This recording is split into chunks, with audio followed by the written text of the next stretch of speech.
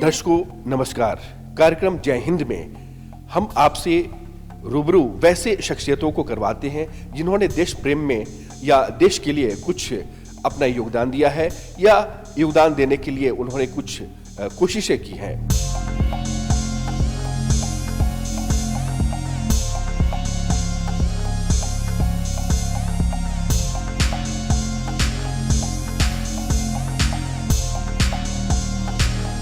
करगिल युद्ध के दौरान कैप्टन विक्रम बत्रा ने न सिर्फ अपने प्राणों की आहुति दी बल्कि एक शहीद होने की एक अलग परिभाषा गढ़ने की कोशिश भी की।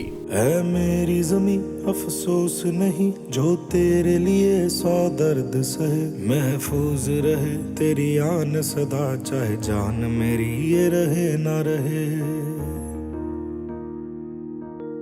मेरी ज़मीं महबूब मेरी नस नस में तेरा इश्क बहे, फीका ना पड़े कभी रंग तेरा जिस्मों से निकल के खून कहे।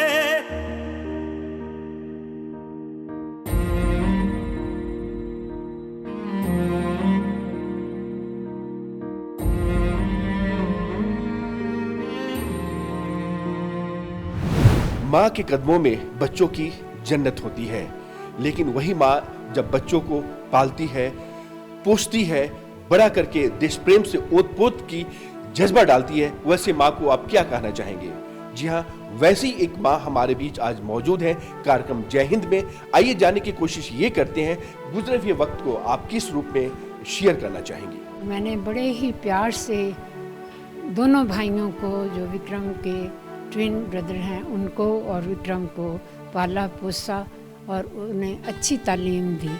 और बचपन में ही मैंने उनके अंदर जो जज्बा भरा और जो उनको कहानियाँ सुना सुना के उनके पापा बड़े करते रहे, वो थे भगत सिंह, चंद्रशेखर आज़ाद, गुरु गोविंद सिंह, जिन्होंने कि अपने चारों पुत्रों को इस धर्म और कौम के लिए न्यौछावर कर दिया। ऐसी ऐसी कहानियाँ सुना करके उसके बीच में देशभक्ति की हमने भावना जो थी वो कूट कूट करके भरी थी।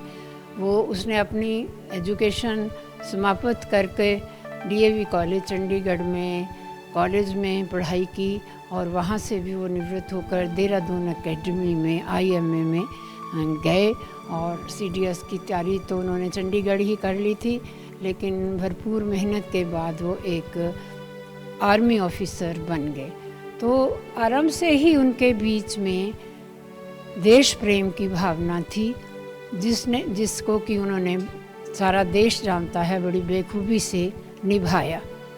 कारगिल का युद्ध जब हुआ तो उनको ये सौंपा गया कि वो इस देश की रक्षा के लिए इन दुर्गम पहाड़ियों में जा कर के अपने देश की जीत करवाएं।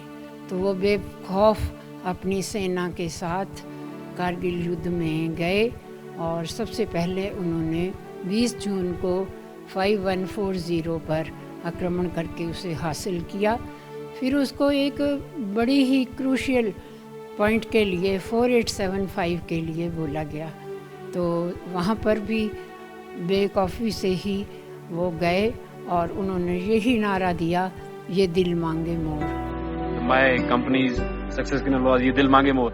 The guys were so highly charged up that they're wanting that some more bunkers should have been there and we would have got the more chaps.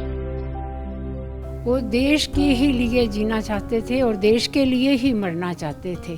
उनका यही जज्बा था और वो देश के लिए शहीद हो गए। एक माँ होने के कारण मैं बहुत ही ये गर्व महसूस करती हूँ कि मैं विक्रम बत्रा की माँ हूँ और अपने बेटे को इस देश की रक्षा के लिए मैंने दिया और जिन्होंने कि अपने प्राण जो हैं वो न्यौछावर कर दिए। शहादत को 22 साल हो गए हैं, लेकिन मैं आज तक उस बेटे को नहीं भूली। उसकी बेटे की शहादत को, उसकी बहादुरी को आज भी याद करती हूँ। और हमने ये जो उसकी याद में म्यूज़ियम बनाया है, बड़ी चीज़ें उसकी सारी बड़ी संजो करके रखी हैं। लोग आते हैं, दूर दूर से आते हैं, इस म्यूज़ियम को देख करके प्रोत्साहित होते हैं। खास करके जितने भी ये नौजवान पीढ़ी है वो जब आते हैं तो वो देख कर के भी काफ़ी इम्प्रेस होते हैं, और साथ में उनमें भी ये जज्बा जागता है कि विक्रम बत्रा की हम उसी की तरह बहादुर बने। और मेरे ये इन बच्चों को, इस नौजवान पीढ़ी को भी यही संदेश है कि वो अगर फ़ौज में जाएं तब भी ठीक है, अगर फ़ौज में नहीं जाते तो और भी कितने सारे लाइंस हैं जिनमें जाकर के वो देश सेवा कर सकते हैं। अमर शहीद कैप्टन विक्रम बत्रा के नेफ्यू ईशान सेठी अभी हमारे बीच मौजूद हैं। आइए जानने की कोशिश ये करते हैं कि ईशान, यूं तो शहादत के वक्त इनका जन्म नहीं हुआ था, इन्होंने अपने कैप्टन विक्रम बत्रा को रूबरू नहीं देख पाए थे, लेकिन आज विक्रम बत्रा की हर जगह बातें होती है, उन पे कॉमर्शियल फिल्म भी बनाई गई है।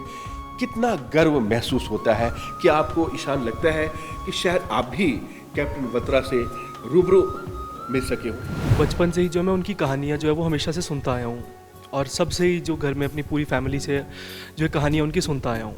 और सबसे ज़्यादा रोल इसमें है नानू नानी का और मामू का, कुश मामू का, विशाल मामू का।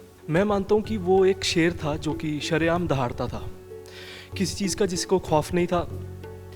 और जितना मैं जानता हूँ, जितना मैंने उनके बारे में सुना है, कि वो बचपन से ही जो है जिगरा जो हमेशा अपने साथ रखते थे, मतलब एक बिल्कुल जो गट्स जो उनमें बहुत ज़्यादा थे, उनको किसी चीज़ का खौफ नहीं था। और मैं मानता हूँ कि उनका जो सबसे ज़्यादा अच्छा टाइम है वो कारगिल वॉर के टाइम पे निकला है, क्योंकि एक बहुत ज़्यादा स्ट्रेसफुल माहौल जो है वो रहा होगा कारगिल में उस टाइम पे, जिस वक्त कारगिल वॉर चल रही थी पाकिस्तान के साथ। तो उस वक्त उनका सबसे अच्छा टाइम निकला होगा, मैं ये मानता हूँ, क्योंकि आपने सबने उनके इंटरव्यूज़ देखे होंगे जिसमें उन्होंने हंसते हंसते जो है अपने सारे के सारे इंटरव्यूज़ किए हैं। उनको कहीं से देख के लग नहीं रहा था कि उन्हें किसी चीज़ का डर है या खौफ है या किसी भी चीज़ की टेंशन है। जब वो ऊपर जा रहे थे, जब वो कारगिल जा रहे थे, तब भी उन्हें किसी चीज़ का जो है वो डर नहीं था, और उल्टा वो एक्साइटेड होंगे वॉर के लिए कि जो है अब पाकिस्तानी आने वाले हैं तो पाकिस्तानियों से ज़रा मिलते हैं। और वो सबसे अच्छा मुझे उनको वो लगता है कि माधुरी दीक्षित जी का जो उन्होंने कहा था कि जो एक वो ग्रेनेड उन्होंने फेंका था और कहा था कि ये फ्रॉम माधुरी दीक्षित, तो वो जैसे हकीकत में अगर ये सोचा जाए तो ये बहुत ज़्यादा जो मुझे मतलब एक गट्स वाली जो बात फील होती है। ईशान, बहुत बहुत शुक्रिया, बहुत बहुत धन्यवाद। आपने बहुत कुछ जो अनछुए पल थे आपने शेयर किए हमारे दर्शकों को। इस भावुक पलों के साथ कार्यक्रम जय हिंद में बस इतना ही। अगले सप्ताह फिर किसी शख्सियत के साथ रूबरू होंगे। आज बस इतना ही। नमस्कार।